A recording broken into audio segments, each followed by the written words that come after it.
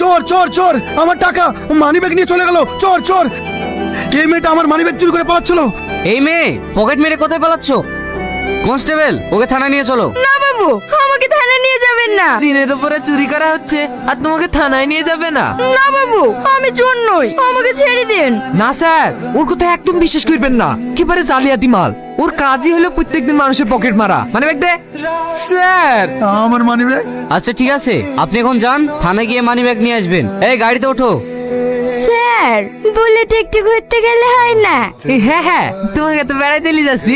এই রুলের বাড়ি যখন পিঠে পড়বে না, বেড়ানোর সাথে একেবারে মিটে যাবে। আপনি না খুব নিরসিক মানুষ, কথাবার্তার কোনো রসই নেই।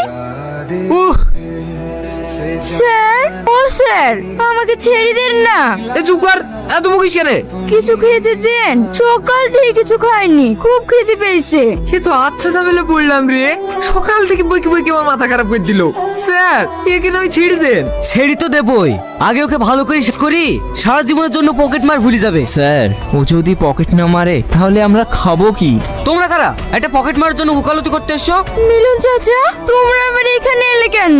তুই আমাদের জন্য লকআপে থাকবি আর আমরা আশ্রমে আরামে ঘুমিয়ে থাকবো বল? আশ্রম মানে? আমি তো আপনাদের কোনো কথাই বুঝতে পারছি না। ও নিজে খাবার জন্য এ কাজ করেনি স্যার।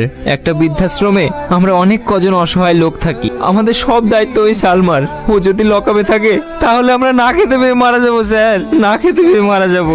স্যার, সালমাকে ছেড়ে দেন না স্যার। এইটুকু মেয়ে, তুই এত বড় দায়িত্ব নিয়েছিস, ওকে ছেড়ে দাও। আচ্ছা ঠিক আছে স্যার। স্যার, আমাদের আশ্রমে যাবেন? আচ্ছা ঠিক আছে, আর তুই পকেট মারিস না, এগুলো খুবই খারাপ কাজ। আজ থেকে আমি তোর পাশে থাকবো। আর হ্যাঁ, এই কার্ডটা তোর কাছে রাখ, প্রয়োজন হলে আমাকে ফোন করিস। আপনাকে অনেক ধন্যবাদ স্যার। তাহলে এখন আমরা আসি।